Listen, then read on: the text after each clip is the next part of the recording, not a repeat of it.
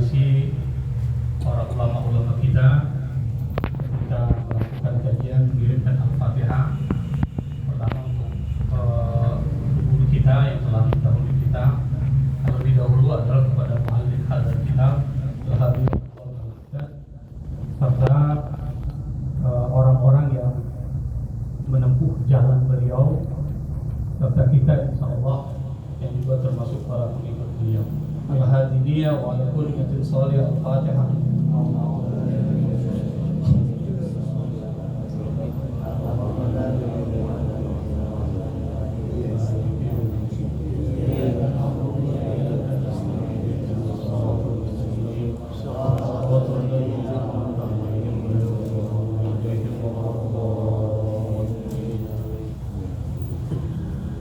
Yang pertama mungkin sekali lagi kita bersyukur ya, karena tidak banyak orang yang menggerakkan hatinya, diringankan langkah kakinya sehingga bisa menghadiri majelis yang dimuliakan oleh Allah Subhanahu wa taala. Sehingga karena majelis ini mulia, Nabi mengatakan majelis seperti ini termasuk Riyadul Jannah, taman surga. Kita bisa bayangkan surga ini adalah sesuatu yang menjadi dambaan kita. Setiap kita sholat itu biasanya ada doa yang selalu kita panjatkan kepada Allah. Yang doa itu adalah disebut doa sapu jagat. Kira-kira apa doanya? Rabbana atina fid dunya hasanah wa fil akhirati hasanah wa qina adzabannar. Kalau kita artikan, ya Allah berikan kepada kami kebahagiaan, kebaikan dunia dan akhirat, dan selamatkan dari api neraka. Maksudnya apa? Dimasukkan ke dalam surga Allah Subhanahu wa taala. Itu doa kita yang kita selalu panjatkan. Artinya apa? Kehidupan kita itu muaranya adalah, ujungnya itu adalah surga. Maka kalau kita ingin mendapatkan taman surga sebelum masuk ke dalam surga, kata Nabi, hadiri majlis ilmu. Nabi pernah mengatakan, idza marartum bi riyadil jannah fartaqu. Kalau kalian melewati taman-taman surga, maka singgahlah di situ. Qalu wa ma riyadul jannah? Para sahabat lalu bertanya, ma riyadul jannah? Apa yang dimaksud dengan riyad? Riyad ini jamak dari raudhah. Riyad itu artinya taman-taman surga. Jamak dari kata raudhah. Raudhah itu taman, jamaknya riyad. Apa itu taman surga? Nabi mengatakan majalis al-dzikir, yaitu majelis zikir atau majelis ilmu. Yang kedua, pengajian ini adalah satu cara untuk memudahkan kita jalan menuju surga Allah Subhanahu wa taala. Jadi kaitannya lebih pada surga semua. Tashilut thariq ilal jannah. Nabi mengatakan, man salaka tariqan yabtaghi fihi ilman sahalallahu lahu tariqan ilal jannah. Barang siapa salaka itu menempuh jalan. Salaka tariqan itu artinya menempuh jalan. Tariq itu jalan. Jamaknya turuq. Tariq jamaknya turuq. Yabtaghi mencari, fihi ilman, ilmu pengetahuan. Sahalallahu lahu, sahala itu artinya Allah mudahkan. Sahala tashil. Sahala yusahilu tashil. Kalau kemudahan disebut dengan sahlun. Lawannya sa'bun. Mempermudah sahala. Bahasa Arab itu gampang. Misalnya sebagai contoh begini. Karuma artinya mulia. Memuliakan tinggal tambah syadid atau tasydid. Syaddah. Karuma mulia. Orang yang mulia namanya karim. Memuliakan karrama. Tambah tasydid. Karrama. Yukarrim, takrim. Takrim itu artinya memuliakan. Sama dengan azuma, itu besar. Orang yang besar namanya azim. Membesarkan tambah tasydid atau syaddah. Azzama yu'adzim ta'zim. Nah itu perlu belajar di Nausoro supaya kita bisa memahami kitab ini. Insya Allah nanti sedikit-sedikit karena ini amanah dari Ustaz Saiful, sedikit-sedikit ada nahnya. Bagaimana memahami kata per kata dan bagaimana memahami strukturnya. Sedikit-sedikit lah Pak. Kita tidak juga paksaan ya. Insya Allah nanti akan bisa memperlukan. Nabi mengatakan man salaka tariqan yabtaghi fihi ilman sahalallahu lahu tariqan ilal jannah. Barang siapa yang mencari jalan atau menempuh jalan untuk mencari ilmu pengetahuan, Allah akan mudahkan jalan baginya ke surga. Jadi kita tidak sulit-sulit kalau kita ingin menuju surga. Jalannya adalah menghadiri majelis ilmu dan mempelajari ilmu. Itu jalannya, bukan yang lain. Ini adalah salah satu jalan supaya kita bisa masuk ke dalam surga Allah Subhanahu wa Ta'ala. Kenapa kita harus mengkaji ilmu? Yang pertama, umur kita tidak panjang Pak. Sayang kalau kita punya umur nggak kita manfaatkan. Salah satu cara memanfaatkannya adalah menghadiri majelis ilmu. Nabi mengatakan, "A'maru ummati ma baina sittin wa sab'in." Umur umatku itu antara 60 sampai 70 tahun. Wa aqalluhum ma yajuzu dzalik. Sedikit sekali ada orang yang umurnya lebih dari itu. Sedikit, jarang, aqal. Qalil, dari kata qalil, sedikit. Nah, kalau kita memberikan contoh misalnya Nabi Muhammad SAW itu meninggal di usia berapa? 63. Baina sittin wa sab'in, antara 60 sampai 70. Abu Bakar As-Siddiq meninggal di usia berapa? 63. Umar bin Khattab radhiyallahu anhu meninggal di usia 63. Nah, yang 60 siap-siap. Ali bin Abi Thalib meninggal di usia berapa? 63. Utsman bin Affan radhiyallahu anhu itu beda dari ketiga sahabat Nabi, meninggal di usia 80 tahun. Tapi kalau dihitung-hitung itu antara 60 sampai 70. Kalau ada yang lebih dari itu jarang. Kalau ada yang 80, ada yang umur 80 sih. Atau tidak ada. Kalau ada paling satu. Itu pun sudah bungkuk-bungkuk. 84. Nah, kalau paling ada nggak yang lebih dari 90 tahun? Tidak ada, apalagi 100 tahun jarang sekali. Tapi berkisar antara 60 sampai 70 umur batasnya itu. Nah, kita umurnya berapa sekarang? Kalau ada yang umur 50 tahun, tinggal 10 sampai 20 tahun lagi. Siap-siap aja. Sisanya itu Pak. Jadi umur kita bukan bertambah, berkurang. Saat saya ini bernapas 1 detik, berkurang 1 detik. Tapi saya bersyukur kepada Allah karena saya isi dengan kebaikan. Saya bersyukur kepada Allah mengisi sisa umur itu dengan kebaikan. Sekarang sudah berapa menit kita lalui dari sholat tadi? Kita 10 menit, 30 menit. Alhamdulillah 30 menit adalah investasi akhirat kita. 30 menit. Dan itu akan memberikan manfaat yang luar biasa. Nah, kalau kita umur 60 tahun, siap-siap, maka isi sisa umur kita untuk menghadiri majelis ilmu. Majelis ilmu apapun isi. Misalnya di sini Kemanggisan termasuk yang paling makmur Pak, kajian-kajian. Saya termasuk bersyukur. Saya ini 23 tahun Pak di Palu Pak. Saya orang asli Kemanggisan, saya punya teman SMP nih, Abdul Rahman, teman SMP. Tahu Abdul Rahman itu? Ustaz, Masya Allah, Alhamdulillah. 23 tahun baru sekarang saya ketemu. Nah, 23 tahun di Palu, Sulawesi Tengah, itu jarang Pak kajian-kajian begini seperti Kemanggisan. Saya tetap mengisi kajian, tapi itu jarang. Seminggu sekali. Tapi kitabnya fikih, Al-Fiqhul Manhaji ala Madhabil Imam Syafi'i. Kitab sistematis menurut madhab Syafi'i. Itu kitabnya bagus sekali, kontemporer ya. Yang kita bacakan Fathul Mu'in, Fathul Gharib, kitab-kitab klasik. Nah, ini kitabnya kontemporer, kitab yang ditulis ulama sekarang, bagus sekali. Suatu-waktu nanti bisa kaji, cuma agak tebal dia, ada beberapa jilid yang digabung menjadi satu jilid tebal. Nah, kita bersyukur karena kita isi waktu kita ini dengan sesuatu yang sangat dicintai oleh Allah Subhanahu wa Ta'ala. Nabi mengatakan majtama qaumun fi baitin min buyutillah yatluna kitaballah wa yatadarasuna bainahum illa nazalat alaihim sakinah aw hafathumul malaika aw ghasyiyatuhumur rahmah aw zakatuhumullahu fi maidah. Itu adalah Arba'in An-Nawawiyah itu hadis.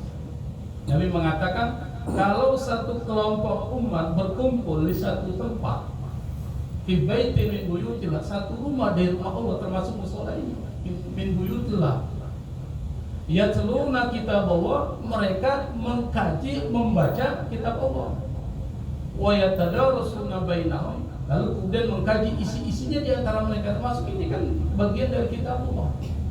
Karena isi ini adalah rujukannya Al-Quran, rujukannya hadis Nabi Muhammad SAW dan kitab para ulama. Nanti kita jelaskan apa sih isi dari kitab ini sebelum kita bahas materinya. Nabi menjanjikan kalau orang-orang seperti kita ini, kata Nabi, nazalat alaihimus sakinah, pasti akan turun sakinah. Tenang. Kira-kira ada nggak yang hadir di sini yang tidak tenang hatinya? Tulis, ada nggak Pak? Akan tidak ada, karena ini janji Rasul. Au hafathumul malaika, malaikat itu mengitari kita di sini. Kita nggak tahu Pak, apa yang dilakukan malaikat? Malaikat mendoakan kita. Au ghasyiyatuhumur rahmah, kasih sayang Allah mengitari kita. Au zakarahumullahu fi man indah. Allah sekarang ini, Allah itu sedang menyebut nama kita, membangga-banggakan kita, si Abdurrahman, si Saiful, Ustaz Baihaqi dan sebagainya. Ini dibanggakan oleh Allah di hadapan malaikat-malaikat Allah, makhluk-makhluk yang ada di langit. Anda bayangkan kalau Allah membangga-banggakan kita. Bagi siapa? Orang yang seperti kita ini, yang memang duduk di majelis-majelis ilmu, mengkaji Al-Quran, mengkaji isi kandungan Al-Quran, lalu kemudian mendiskusikan di antara mereka. Maka orang yang menuntut ilmu ini adalah orang yang sangat mulia dan sangat dimuliakan Allah Subhanahu wa Ta'ala. Bapak Ibu yang dirahmati oleh Allah, mudah-mudahan ada ibunya ya? Ada ya?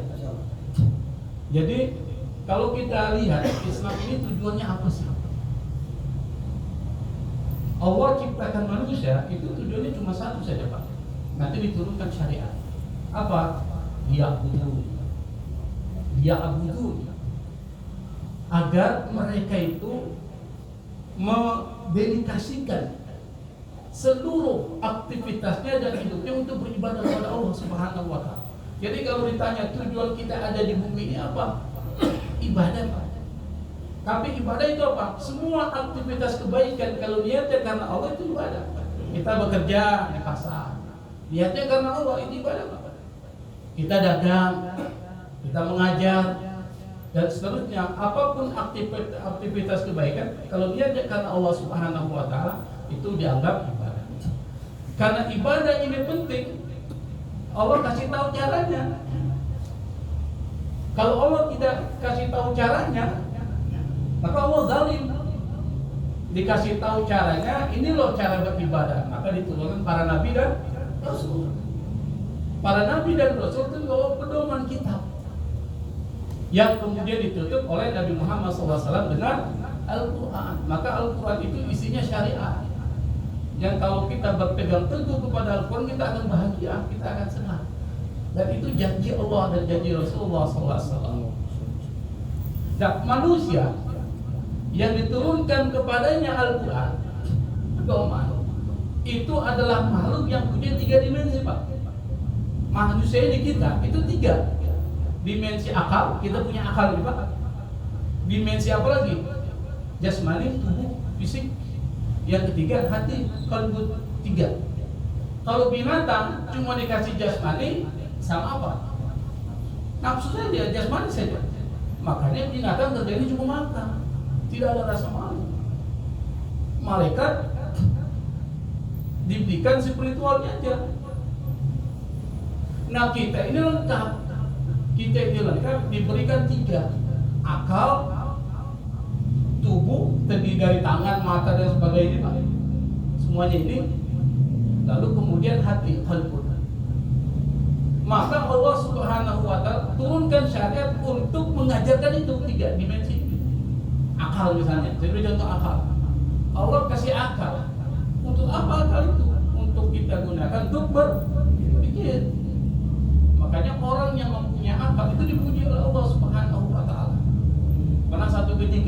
ketika Allah menciptakan akal, akal dipanggil oleh Allah.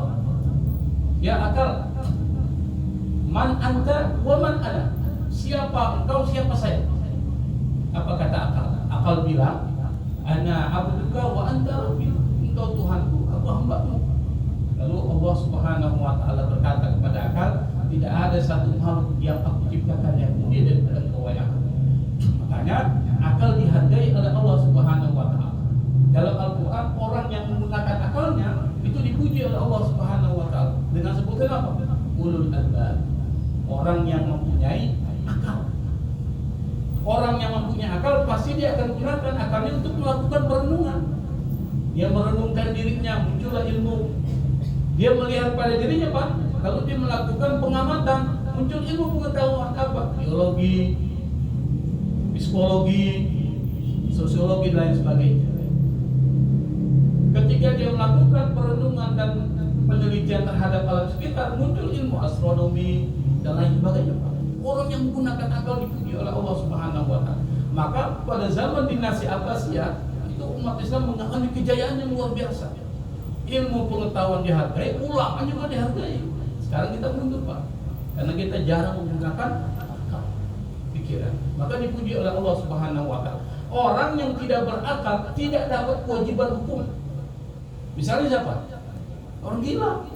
Ada orang gila diwajibkan sholat. Dah, kenapa? Akalnya nggak ada, akalnya rusak. Anak kecil juga nggak diwajibkan, Pak. Akalnya masih kurang. Anak kecil itu kalau dikasih lihat uang, Pak, yang dilihat bukan jumlah uangnya, tapi lihat itu yang mencoloknya.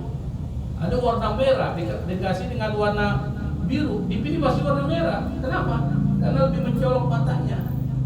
Kalau kita diberikan dua pilihan, ini uang biru, uang merah, mana yang dipilih? Kenapa dipilih merah? Karena jumlahnya lebih besar. Kita sudah menggunakan akal. Anak kecil enggak, Pak. Yang penting yang mencolok matanya itu yang dipakai. Maka anak kecil tidak punya kewajiban sholat. Kalaupun dia diperintahkan sholat, itu untuk takdir, mengajarkan dan membiasakan dia sholat supaya dia terbiasa. Padahal dia tidak wajib, puasa juga tidak wajib. Maka jangan dipaksa anak kecil baru umur 7 tahun suruh puasa sampai maghrib. Biarkan dia latihan sampai subuh, tidak apa-apa. Dia latihan sampai asar, dia latihan. Kalaupun sampai maghrib, dia belum dapat pahala. Kenapa? Karena memang belum mendapatkan kewajiban dari Allah Subhanahu wa taala. Yang kedua, jasmani. Jadi Allah kasih mata, telinga. Ini diajarkan oleh Allah. Untuk apa mata ini digunakan? Telinga, Pak. Makanya pada saat ketika bayi dilahirkan, Pak, bayi dilahirkan, itu Allah kan sudah berikan potensi. Apa? Mendengar, sam'a wal basar. Mendengar dan melihat. Mendengar dan melihat. Dan potensi mendengar dan melihat yang diberikan Allah yang paling kuat bagi anak yang baru dilahirkan itu mendengar, bukan melihat. Makanya kalau anak kecil, bayi baru dilahirkan, Anda begini-begini di hadapan bayi, itu bayi nggak lihat. Tapi kalau Anda teriak, dia gerak. Makanya kalau bayi dilahirkan, diadzankan. Diadzankan. Sebelah kanan diqomatkan, sebelah kiri. Kenapa?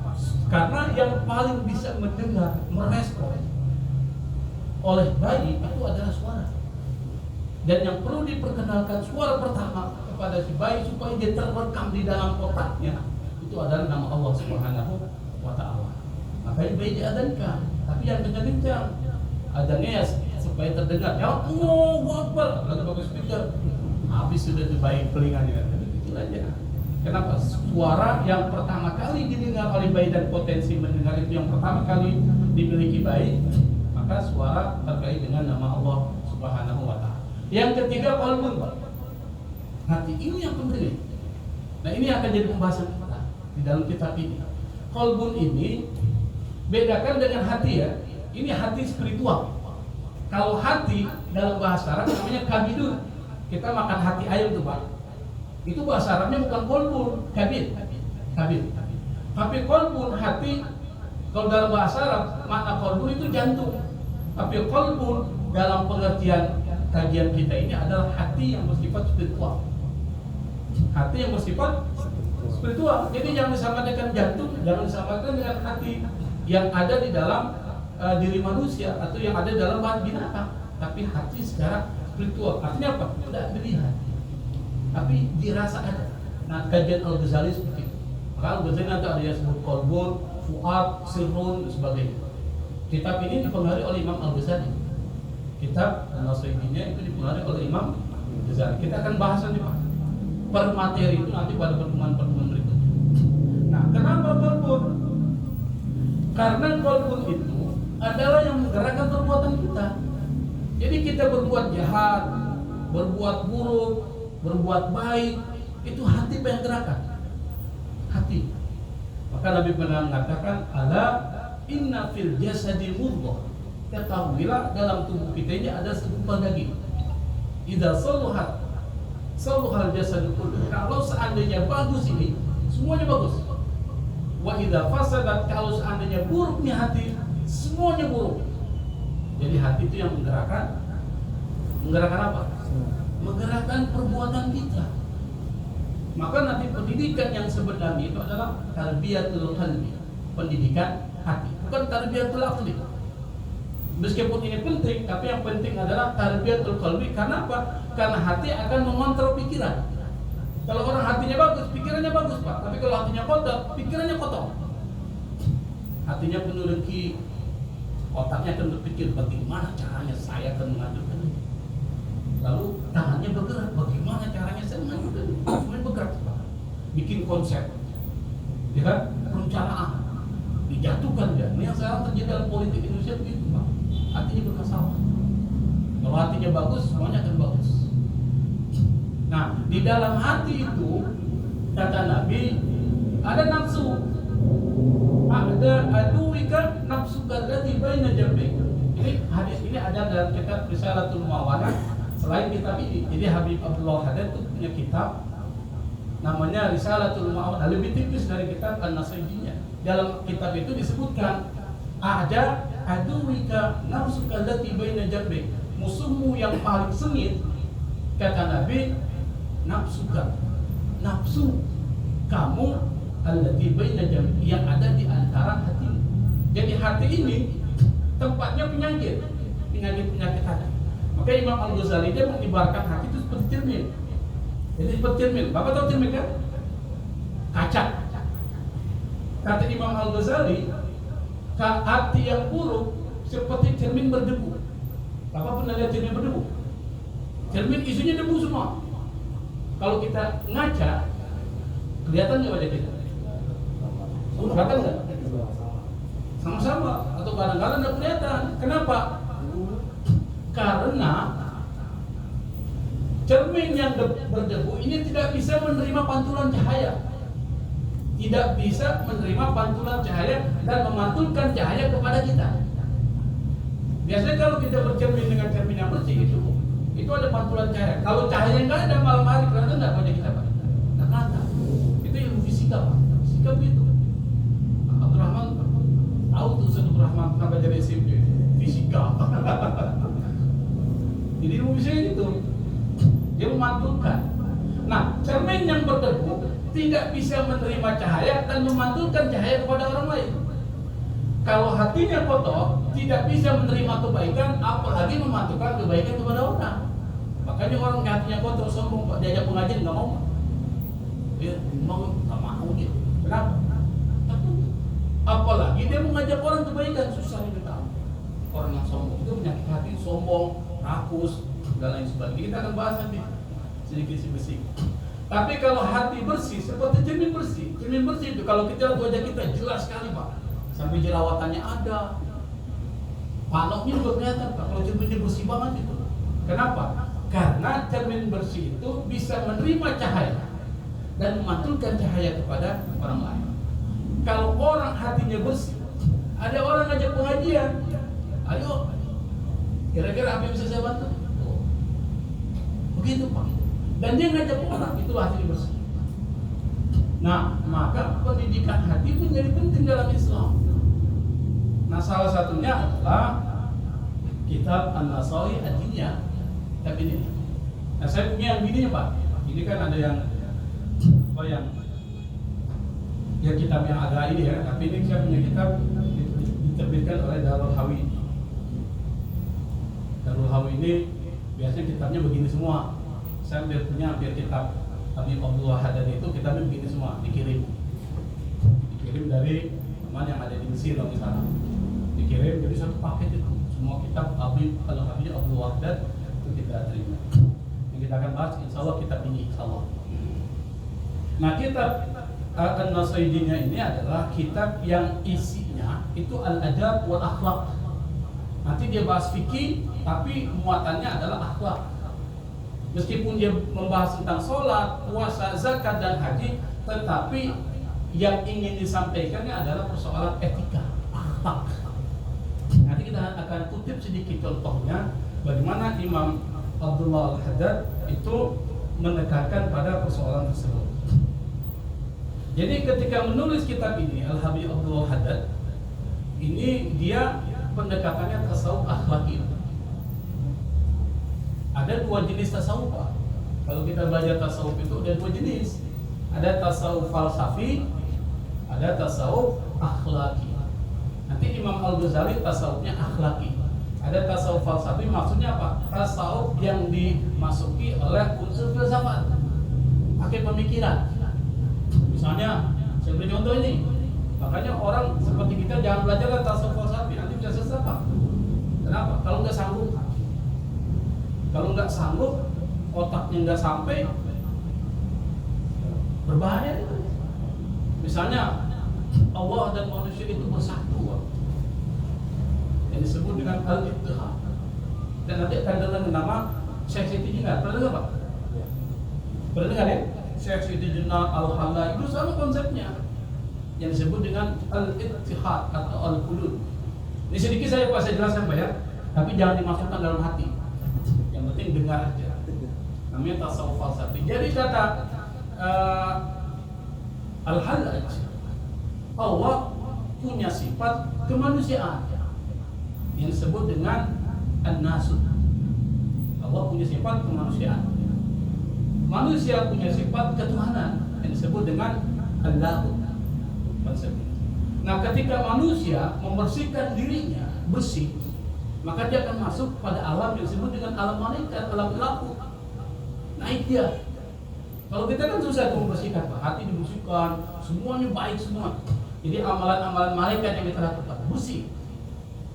Allah kemudian akan menurunkan pada tempat yang disebut dengan nasut, maka bersatulah lahut dan nasut, maka terjadi yang disebut dengan ittihad. Maka orang yang sudah ittihad, dia mampu. Yang ada adalah dirinya adalah Allah.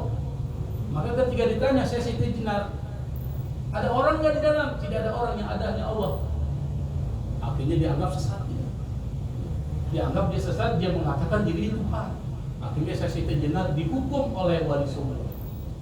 Dianggap telah kafir, keluar dari Islam. Kafir secara harfiah, tapi secara hati tidak. Sama dengan Al-Hallaj, dihukum oleh ulama-ulama saat itu, bukan karena ulama itu tidak tahu, ulama itu tahu. Tetapi untuk menghindarkan terjadinya fitnah terhadap orang-orang awam, dia perlu dihukum. Kenapa? Karena Al-Hallaj itu bisa membuat orang tersesat kalau dia tak paham. Maka Al-Hallaj itu dihukum pancung. Pada saat dihukum pancung, darahnya mengalir, darahnya menulis kalimat Allah. Darahnya itu Pak, menulis kalimat Allah. Artinya apa? Dia bukan orang sesat. Dalam pandangan orang, ia sesat. Kenapa? Karena nggak bisa dipahami orang. Makanya orang-orang awam kayak kita jangan belajar tasawuf falsafi. Di dalam pesantren-pesantren ada kitab yang ditulis oleh Ibnu Arabi, itu dilarang di pesantren. Kenapa? Karena bisa membuat orang sesat kalau dia tidak paham. Nah, tasawuf yang kita pelajari ini adalah tasawuf akhlaki yang digunakan oleh Al-Habib Abdullah bin Al-Haddad di dalam menulis kitab ini adalah tasawuf akhlaki. Menggabungkan antara fikih dengan tasawuf. Karena kalau kita fikih saja, Pak, itu bisa zindik, bisa fasik. Sekarang saya mau beri contoh, Pak. Kalau kita hanya menggunakan fikih, tidak menggunakan tasawuf, kita bisa jadi orang fasik, Pak. Orang bermaksiat. Contoh. Kalau saya punya 40 ekor kambing, wajib nggak saya keluarkan 1 ekor kambing zakatnya? Wajib ya? Tapi harus berlalu 1 tahun kan? Betul kan? 1 tahun. Saya punya 40 ekor kambing. Pas 1 tahun, tapi belum sampai 1 tahun. Misalnya 11 bulan 29 hari. Belum 1 tahun kan? Kambing itu saya kasih istri saya. Ini kambing saya kasih kau ya. Berkurang nggak? Jadi berapa? Wajib nggak saya keluarkan? Tidak jadi. Berlalu 1 tahun, saya bilang ke istri saya, mana kambingnya saya kasih kau itu? Kasih lagi saya. Jadi berapa saya? 40. Boleh nggak menurut fikih? Boleh. Karena fikih itu hanya melihat kepada yang bersifat lahiriah. Boleh nggak menurut etika kepantasan? Tidak boleh, nggak pantas. Itu artinya Anda melawan Allah, main-main dengan Allah. Maka perlu namanya tasawuf. Maka kata Imam Malik, dia mengatakan, man tafaqquha bila tasawufin faqad tafassah. Barang siapa yang mempelajari fikih tanpa mempelajari tasawuf, maka dia menjadi fasik. Wa man tasawwafa bila tafaqquhin, barang siapa yang mempelajari tasawuf tapi nggak belajar fikih, faqad tazanna, dia sesat. Ada orang belajarnya malaikat Pak, fikih dengan belajar sesat Pak, nanti bahaya. Wa man jama'a bainakuma faqad tahaqqaq. Barang siapa yang menggabungkan keduanya, dia adalah orang yang benar-benar sampai kepada Allah Subhanahu wa taala. Maka kita tidak boleh tuh hanya belajar fikih tapi tidak belajar tasawuf, harus berimbang. Itu yang dilakukan oleh Imam Al-Ghazali, menggabungkan dua itu yang kemudian mempengaruhi Al-Habib Abdullah bin Abdul Haddad. Kitab ini isinya itu ada 12 pembahasan Pak. Ada yang mengatakan 16 pembahasan. Yang intinya adalah di dalam kitab ini itu membahas tentang persoalan takwa, persoalan islahul qulub, ilmu, sholat, zakat, puasa, haji, membaca Quran dan zikir, amar ma'ruf nahi munkar, jihad, pembahasan tentang al-wilayat wal hukuk, pembahasan tentang yang penting adalah al-muhlikat, yang kedua adalah al-munjiyat. Nah, kata al-muhlikat ini hal-hal yang membuat diri kita bisa tersesat, membuat diri kita bisa binasa. Dan al-munjiyat itu membahas tentang apa yang bisa menyelamatkan kita. Nah, kata-kata al-muhlikat wal munjiyat ini diambil dari kitab Imam Al-Ghazali, yaitu Ihya Ulumuddin. Itulah kata pengaruhan Al-Habib Abdullah Haddad pada saat ketika dia menulis kitab itu.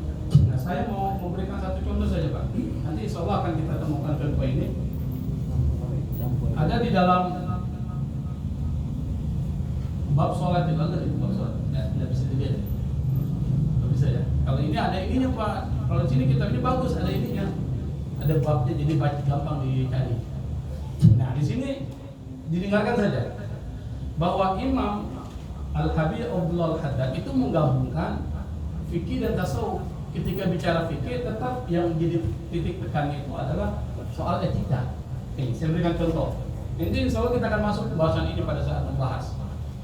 Summa inna lis-salati suratan zahiratan wa haqiqatan batinatan la kamala lis-salati wa la tamamanha illa bi iqamatiha jami'an. فأما صورتها الظاهرة فهي القيام والقراءة والركوع والسجود ونحو ذلك من وظائف الصلاة الظاهرة.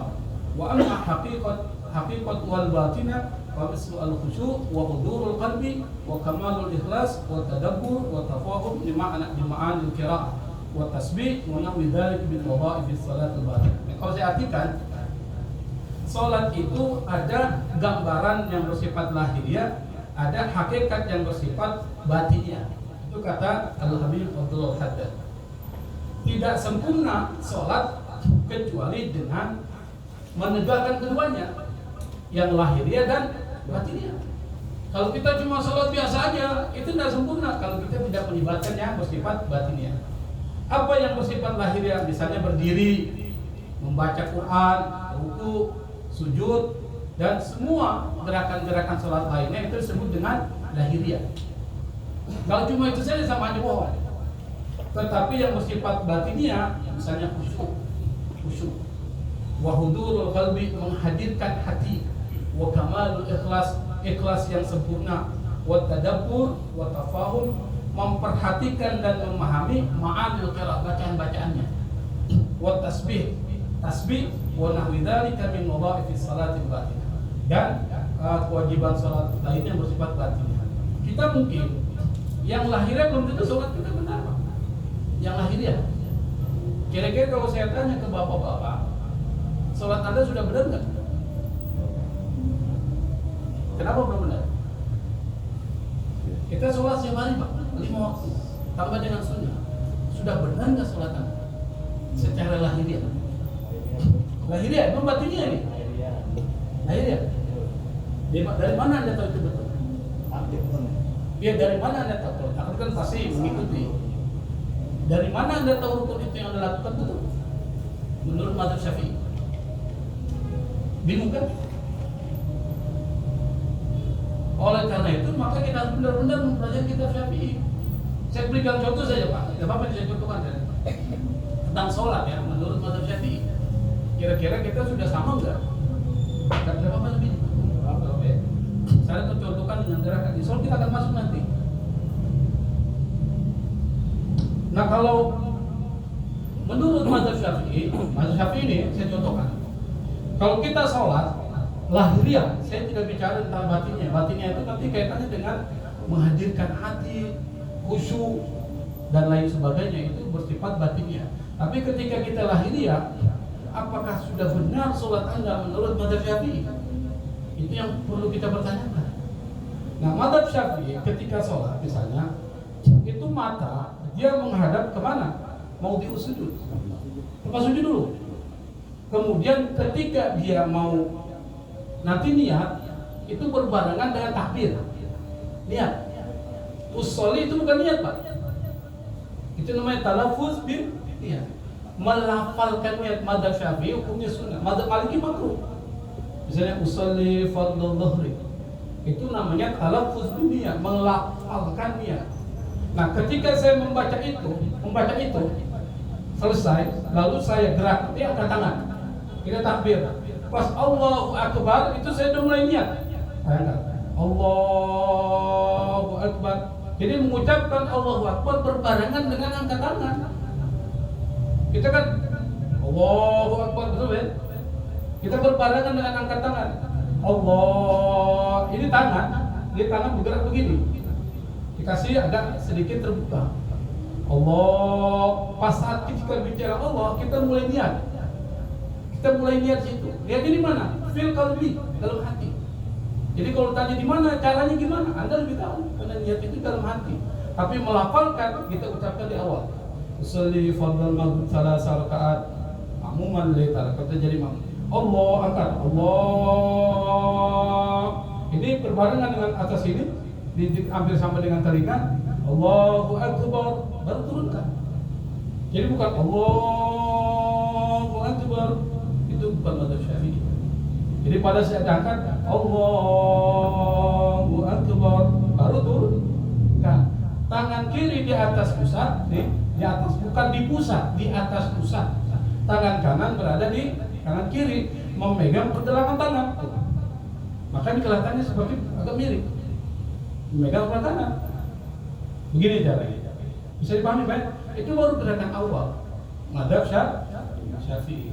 Nah, setelah kita selesai memegang seperti ini, yang kita baca doa kita. Kalau mazhab Maliki makruh itu doa kita. Jadi beda sekali antara mazhab Maliki dengan mazhab Syafi'i. Nanti kita bahas sedikit kalau ada perbandingan fikihnya. Sedikit saja, tapi jangan banyak. Kalau banyak mah pusing. Sedikit, kenapa beda? Kita wawasannya agak luas sedikit. Nah, setelah baca doa kita, baca Al-Fatihah, baca ta'awuz. A'udzubillahi minasyaitonir rajim. Baca itu karena dia sunnah. Karena Syafi'i itu sunnah. Kita kadang-kadang enggak baca ta'awuz. Nah, membaca Al-Fatihah juga ada caranya, enggak sembarangan itu. Baca Al-Fatihah juga ada caranya. Makanya pertama kali anak-anak diajarkan itu Fatihah. Udah benar enggak Fatihahnya? Saya beri contoh ya. Bismillahirrahmanirrahim. Alhamdulillahi rabbil alamin. Ar-Rahmanir Rahim. Maliki yaumiddin. Iyyaka na'budu wa iyyaka nasta'in. Ihdinas siratal mustaqim. Siratal ladzina an'amta 'alaihim. Kalau kita berhenti di situ, makruh. Siratal ladzina an'amta 'alaihim ghairil maghdubi 'alaihim waladdallin. Berarti di situ tuh makruh, Pak. Makanya kita harus lanjut. Siratal ladzina an'amta 'alaihim ghairil maghdubi 'alaihim. Berarti haram. Lagi ghairil maghdubi 'alaihim waladdallin. Waladdallin jangan ditarik waladdallin. Waladdallin. Jadi tarik. Coba aja. Banyak orang itu pada saat baca Al-Fatihah dia sering begini. Bismillahirrahmanirrahim. Benar ya? Hah? Nah, itu ada dulu, ada gunda. Tidak boleh itu. Banyak yang begitu, Pak. Siratal ladzina an'amta 'alaihim. Kalau bukan mazhab Syafi'i, mazhab Maliki itu mengatakan, ini sedikit dari gambaran. Mazhab Maliki itu mengatakan baca bismillah itu makruh karena dia bukan bagian dari Al-Fatihah. Tapi kalau tanya, kalau mazhab Maliki tanya berapa jumlah Al-Fatihah, ada 7. Mazhab Syafi'i ditanya ada berapa jumlah Al-Fatihah, ada 7 juga. Loh, kalau dia 7, kata mazhab Syafi'i bismillah itu ayat. Contoh, Bismillahirrahmanirrahim. Alhamdulillahirabbil alamin. Arrahmanir rahim. Maliki yaumiddin. Iyyaka na'budu wa iyyaka nasta'in. Ihdinas siratal mustaqim. Siratal ladzina an'amta 'alaihim ghairil maghdubi 'alaihim waladdallin. Berapa itu? 7. Mazhab Maliki 7 ayat dia bilang. Alhamdulillahirabbil alamin. Arrahmanir rahim. Maliki yaumiddin. Iyyaka na'budu wa iyyaka nasta'in. Ihdinas siratal mustaqim. Siratal ladzina an'amta 'alaihim ghairil maghdubi 'alaihim waladdallin. Itu juga, Pak. Makanya kalau ulama Mekah itu kalau dibaca siratal ladzina an'amta 'alaihim berarti dia ghairil maghdubi 'alaihim waladdallin. Nanti dicek. Ada TV ini kan? TV Saudi. Nanti cek itu. Itu biasanya perhatikan siratal ladzina an'amta 'alaihim ghairil maghdubi 'alaihim waladdallin. Itu mazhabnya bukan Syafi'i. Kalau mazhab Syafi'i dia terus. Gimana kalau suaranya enggak nyambung? Ya sudah, namanya waqaf ittirari. Waqafnya terpaksa, enggak apa-apa.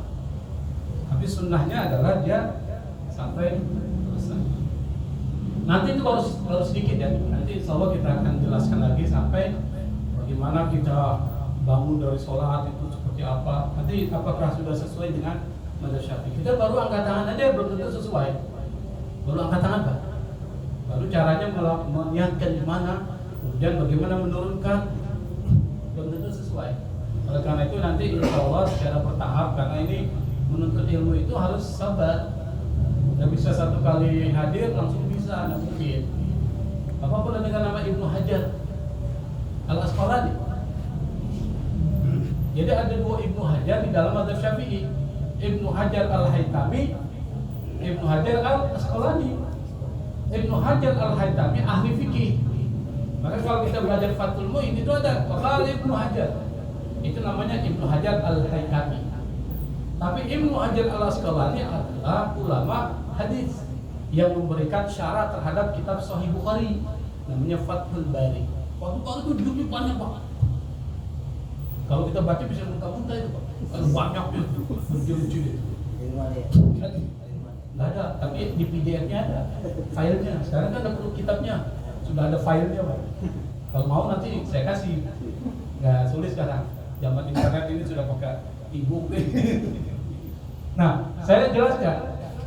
Ibnu Hajar disebut anak batu. Hajar itu batu, Ibnu itu anak. Ibnu Hajar itu orang bodoh, Pak, dulunya. Loh, kok orang bodoh? Dia kalau belajar, anggap aja dia namanya pesantren. Dia belajar di pesantren. Bertahun-tahun dia belajar, nggak masuk di otaknya itu. Dia diajar guru, maka dia murid paling bodoh di pesantren itu. Sampai dia bilang sama gurunya, kayaknya saya nggak sanggup lah belajar di pesantren. Nggak sanggup saya mau keluar aja, saya mau keluar daripada saya habiskan waktu di sini. Akhirnya Kiai bilang nggak apa-apa lah, kalau memang itu sudah putusanmu, pulang aja, bawa semua barangnya. Kalau perjalanan pulang, karena di jalan kaki masuk ke dalam hutan, tiba-tiba hujan besar, akhirnya dia masuk ke dalam gua. Kebetulan ada gua itu dekat, masuk ke dalam gua, dia tunggu hujan, dia duduk. Di gua itu ada, di atas gua itu Pak, itu kan bocor tuh, air netes, di bawahnya ada batu. Dia perhatikan aja itu, air netes air itu kan tidak keras, biasa netes air. Dia lihat batu itu cekung Pak, cekung, ada bulatan di tengah tetesan air. Dia perhatikan, dan hatinya gini, ini batu yang keras begini aja, kok bisa bolong hanya dengan tetesan air yang sangat lembut. Saya ini punya otak. Kalau saya asal terus nurut, pasti dia akan cerdas ini. Akhirnya nggak jadi, dia pulang, kembali lagi ke pesantren. Kembali ke pesantren, dia belajar dengan dia, dengan tekun. Sehingga kemudian karena ketekunannya dia belajar. Ketekunan, karena Allah akan memberikan ilmu bagi orang yang tekun, bukan bagi orang yang cerdas, yang tekun. Nanti Bapak bisa baca kitab kuning itu ada waktunya. Kalau tekun belajar, ada waktu-waktunya Allah kasih, terbuka semuanya. Tapi kalau tekun, akhirnya Ibnu Hajar Al-Asqalani dia belajar benar-benar, akhirnya dia menjadi ulama yang paling luar biasa dalam sejarah umat Islam. Dalam sejarah Ahlussunnah wal Jamaah, siapa yang tidak kenal Ibnu Hajar Al-Asqalani? Mengarang banyak kitab. Salah satu kitab yang paling monumental, yang paling berpengaruh di dunia muslim itu adalah kitab Fathul Bari, syarah dari Sahih Bukhari. Dari orang yang dulunya bodoh, maka dia disebut dengan Ibnu Hajar, anak batu, karena dia belajar dari batu itu. Nah, benar kata Imam Syafi'i, kalau Anda ingin belajar ilmu, ada 6 caranya. Nah, salah satu harus sungguh-sungguh. Dulu zaman harus waktunya lama, nggak bisa langsung instan. Kalau orang belajar instan, nggak mungkin bisa. Nah, Al-Habib Abdullah bin Abdul Haddad, beliau ini disebut dengan Al-Habib. Kata Habib itu dalam bahasa Arab dari kata habba, yahibbu, artinya mencintai. Maka muncul kata Habib.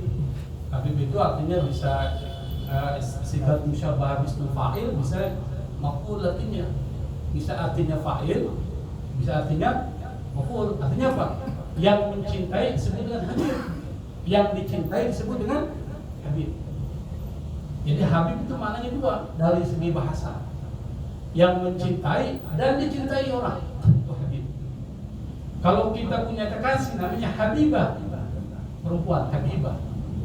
Nah, kata Habib dalam bahasa Arab itu jamaknya Ahibbah atau Ahibbah atau Ahbab. Jadi bukan habaib. Kita keliru itu Pak. Dalam bahasa Arab kalau kata Habib, jamaknya itu adalah Ahibbah atau Ahbab. Ahbabul khairat, para pecinta al-khairat. Nah, kalau Habibah, muannas itu ada tak marbutahnya, itu jamaknya habaib.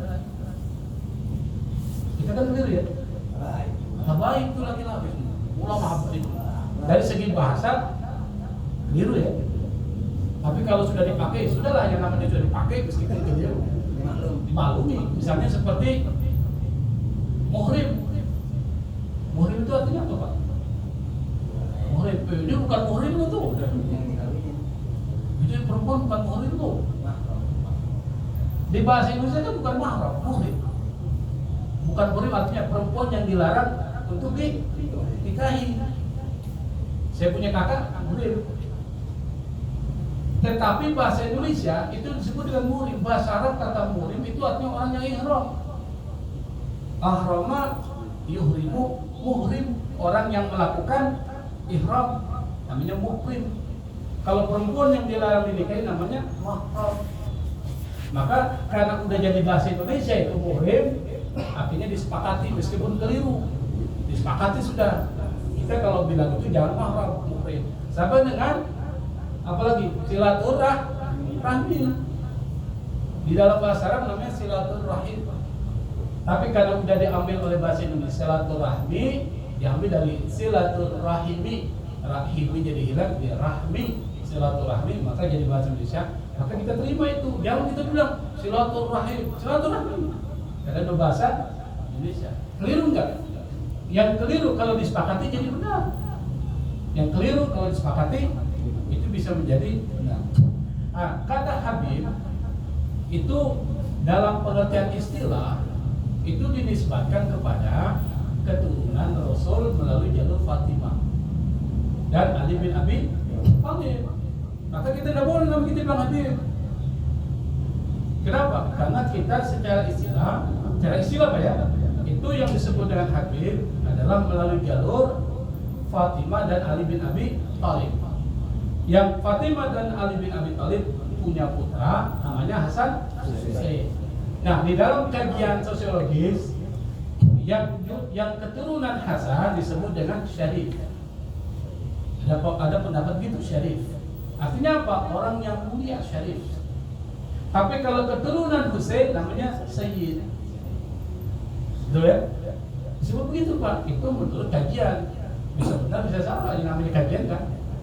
Nah, tetapi kemudian pada saat ketika masanya Habib Umar bin Abdurrahman Al-Attad di Hadramaut yang menulis surat At-Tas itu dia ganti tuh istilah imam pada saat itu diganti pada sahabat Hadramaut diganti menjadi Habib. Karena apa? Orang-orang keturunan Nabi yang soleh itu sangat dimuliakan Allah dan dia dicintai masyarakat. Maka disebut dengan Al-Habib. Maka kemudian terbawalah sampai ke Indonesia disebut dengan Habib. Maka keturunan Rasulullah dari Fatimah dan Ali bin Abi Thalib itu dianggap Habib. Yang jamaknya menurut masyarakat kita Habaib. Ada pada segi kebahasaan itu kalau Habib jamaknya Ahbab atau Ahibba. Tapi kalau Habibah jamaknya Habab. Kalau dari segi kebahasaan. Nah, orang yang mendapat gelar Habib selain keturunan Rasul dia punya akhlak Pak. Bukan sembarangan juga orang panggil Habib. Dia punya akhlak. Ini ada misalnya keturunan Rasul Habib preman misalnya kan. Dia masih keturunan Rasul tapi akhlaknya tidak mencerminkan Rasulullah SAW. Maka ada pendapat mengatakan dia tidak pantas dibilang Habib. Ada pendapat yang mengatakan. Tapi ada mengatakan meskipun dia orang yang nakal, kita lihat nakal misalnya, tapi karena dia keturunan Rasul, Rasul dia tetap dianggap Habib. Jadi banyak pendapat. Kalau ada orang bilang begitu nggak usah marah kita. Memang itu adalah pendapat. Tapi yang pasti mereka adalah keturunan Rasulullah. Karena apa? Pada zaman Sayyidina Hussein di Irak, ya Sayyidina Hussein kan dibunuh di Irak Pak, kepalanya dibengkal oleh orang-orang yang anak budi Yazid bin Muawiyah. Sampai ini kepalanya Pak dijadikan seperti bola Pak, tendang sana. Dan orang yang memenggal itu kemudian dapat azab langsung dari Allah Subhanahu wa Ta'ala. Dari Yazid bin Muawiyah. Ya, nanti bisa dibaca sejarahnya. Nah, dari Hussein itu punya anak Ali Zainal Abidin bin Hussein. Dan dari Ali Zainal Abidin inilah kemudian nanti lahir keturunan siapa? Rasulullah SAW yang menyebar sampai ke Indonesia dari Ahmad bin Isa Al-Muhajir. Yang sering kita kalau baca Latif Al-Hadad kalau kita baca itu ada Al-Fatihah ila siapa? Ada ila Ruh Al-Muhajir Ahmad bin Isa Al-Muhajir kan ada itu. Ada baik? Ada. Nah, Isa Al-Muhajir ini adalah nenek moyangnya para habaib. Yang hijrah dari mana? Dari Irak ke Hadramaut. Jadi Hadramaut ini adalah tempat banyaknya berkumpul keturunan Rasulullah SAW. Maka disebut dengan Habib Baik. Nah, nanti akan muncul tuh termasuk para wali songo banyak sampai dari Hadramaut. Jadi kalau ditanya Islam itu datang dari India, Gujarat, keliru Pak. Islam itu datang dari Hadramaut. Kemudian berlabuh di Gujarat, India, baru sampai ke Samudra Pasai, sampai ke Indonesia. Jadi sejarah Indonesia itu keliru. Kalau kita belajar dari SD, SMP, SMA, sejarah Islam itu yang benar dari Hadramaut, dibawa oleh para pedagang yang tujuannya bukan berdagang tapi berdakwah. Sampai kemudian sampai ke Indonesia. Mampir dulu di Gujarat, India, sampai kemudian di Indonesia. Nah, salah satunya itu para wali songo. Nah, Habib Abdullah Haddad dia lahir di Tarim. Hadramaut itu banyak kota, ada Taris, ada Tarim. Sering keliru itu. Al-Habib Idrus bin Salim Al-Jufri di Palu, itu dia di Taris. Saya anggap Saya pikir awalnya ditarik tapi jadi tarik. Nah, tarik ini adalah perlu kita pahami, itu kotanya 1000 wali. Tarik. Kebanyakan para ulama-ulama yang dari Habib belajarnya di Tarim. Siapa? Habib Umar. Ya, Habib Umar ada juga di tempat lain, itu rata-rata di Tarim, Pak. Tarim. Dan Tarim ini adalah kotanya para wali dan banyak para ulama-ulama besar dari Tarim. Kenapa kok bisa? Dan Tarim ini didirikan oleh orang yang namanya Tarim bin Hadramaut. Jadi pendiri kota Tarim, tempatnya Habib Abdullah Haddad dilahirkan, itu didirikan oleh penguasa namanya Tarim bin Hadramaut. Dan dia disebut dengan kota para wali, 1000 wali. Kenapa? Karena doanya Abu Bakar As-Siddiq radhiyallahu anhu. Jadi Abu Bakar pernah ke Yaman, ke Hadramaut, dia disambut oleh penguasa Hadramaut saat itu.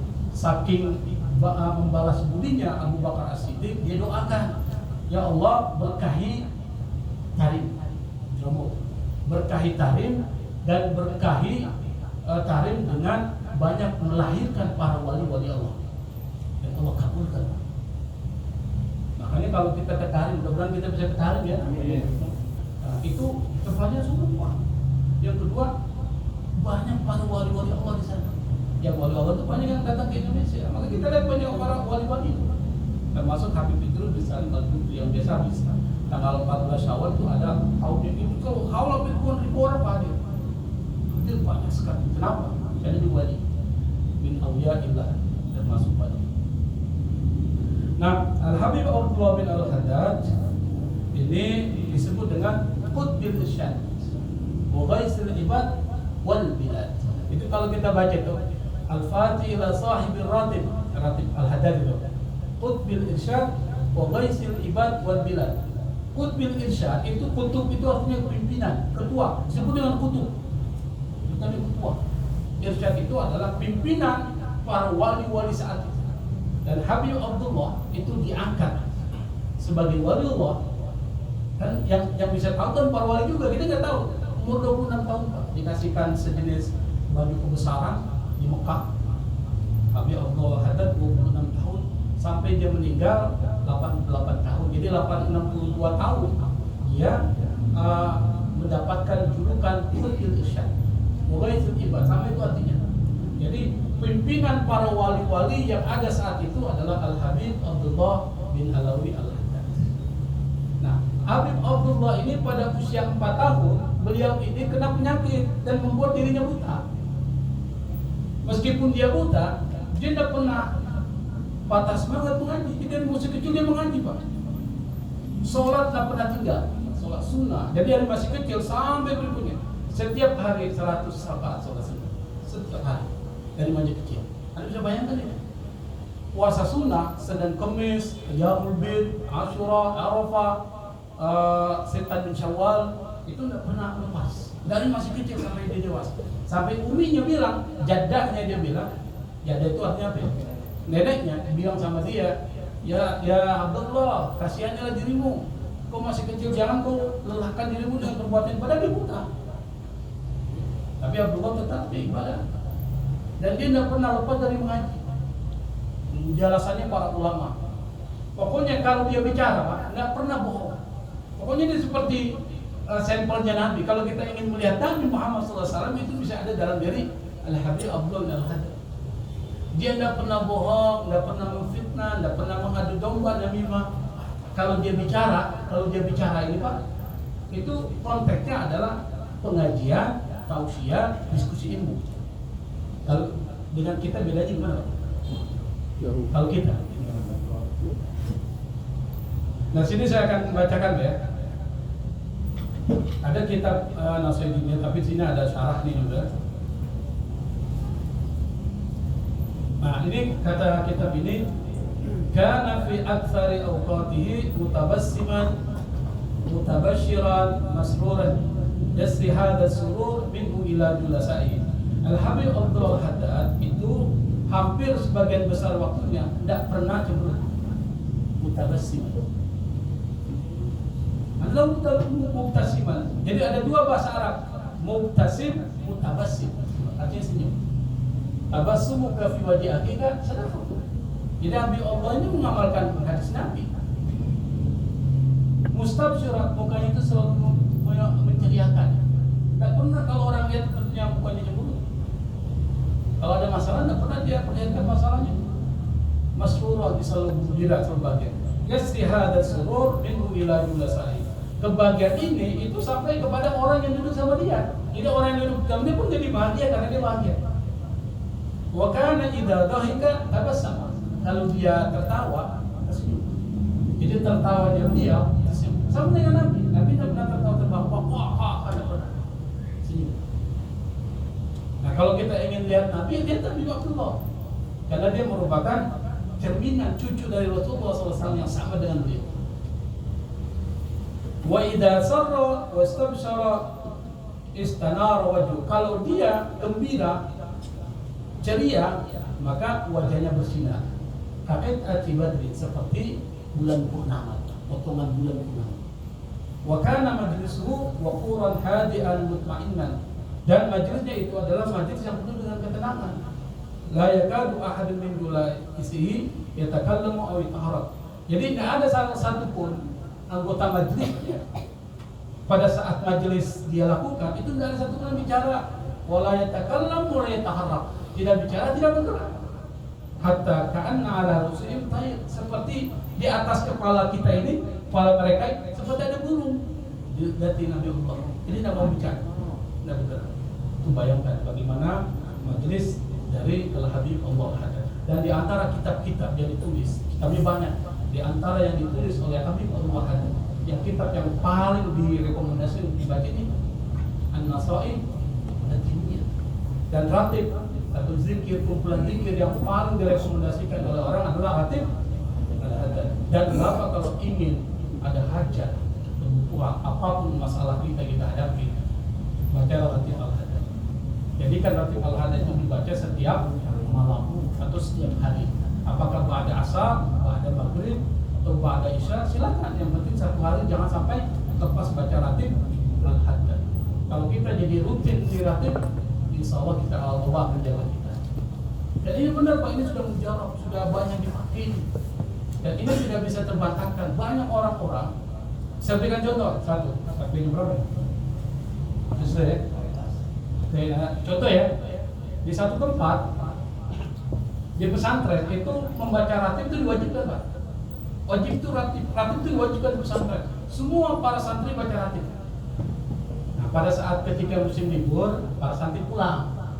Ada satu santri, dia berada di satu kampung. Yang kampungnya itu Pak, itu perjudian, zinahan, mabuk-mabukan, pokoknya bersatu di situ. Dia pulang Pak. Nah, dia pulang itu lalu kemudian dia punya tantangan besar ini untuk menghadapi mereka ini.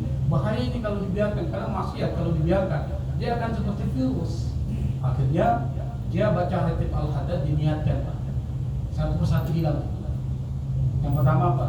Minuman itu bangkrut, perjudian hilang, dan perzinahan hilang. Akhirnya kota itu menjadi kota yang kampung itu menjadi kampung Islam. Kenapa? Di barakatil Ratib Al-Hadad. Ada juga wirid Ratib. Kalau kita dengan ada Ratib Al-Hadad masih kurang, baca juga wirid Ratib. Nah kalau kita baca Yasin, Imam Al-Habib Abdullah Hadad itu ada kasih namanya Asrar. Kalau baca Yasin itu baca Yasin 7 kali itu Pak. Yasin. Nah kemudian ada baca lagi tuh ketika bertemu dengan Dzalika taqdirul azizil alim. Ada ya? Baca 14 kali Pak. Baca berapa? 14. Salamun qaulan mir rabbir rahim, baca 16 kali. Nah pas di akhir itu, ini yang diajarkan oleh Habib Abdullah nih. Nah di akhir itu ada surat Yasin itu di akhir. Di situ kita ada doa. Coba kita lihat ya. Nah di situ ada kalimat begini. Awalaysa alladhi khalaqas samawati wal arda biqadirin ala an yakhluqa mislahum. Atau balik baca lagi. Awalaysa alladhi khalaqas samawati wal arda biqadirin ala an yakhluqa mislahum. Dua ya. أوليس الذي خلق السماوات والأرض بقادر على أن يخلق مثلهم. Bala, kan di bala itu bala. Dan setelah bala itu ada baca doa minta sama Allah. Bala minta ya Allah. Disuruh minta apa hajat Anda. Nah baru setelah itu baru ditutup. Awalaisal ladzi khalaqas samawati wal arda biqadirin ala an yakhluqa mislahum bala wa huwal khallaqul alim. Teruskan. Jadi itu maksud dari Al-Habib Allah bin Abdul Haddad. Dan Nabi Allah itu setiap malam dia baca Yasin dan ditambah dengan ashar. Makanya Habib Allah itu ilmunya bermanfaat. Sampai sekarang dia seperti multi-level marketing, dia mendapatkan pahala terus. Ketika kita mengkajinya ini, Alhamdulillah dia dapat kiriman pahala terus dari kita. Makanya orang berilmu Pak, para ulama-ulama itu sembarangan Pak, yang menulis kitab itu kalau dia bermanfaat berapa, insya Allah itu mengalir terus pahala sampai hari kiamat. Sampai ini kitab ini dibaca terus sampai hari kiamat. Kira-kira ini dibaca terus nggak? Pasti akan dibaca. Ini kitab barakah. Kitab barakah itu adalah kitab yang dibaca oleh orang-orang. Mungkin ini karena waktu kita nggak panjang ya, selalu banyak saya bicara ya, karena ini mukhatimah. Masih banyak yang kita perlu bahas dari Al-Habibullah. Mudah-mudahan minggu yang akan datang, insya Allah kita akan membahas apa yang ada dalam kitab ini. Cuma bedanya kitab kita ada beda ini gimana nih? Apa ya? Jadi nanti saya tidak akan beritahu halaman berapa, karena agak beda. Ya mudah-mudahan nanti kita bisa mengikuti. Saya pikir itu ya. Allahumma Assalamualaikum warahmatullahi wabarakatuh.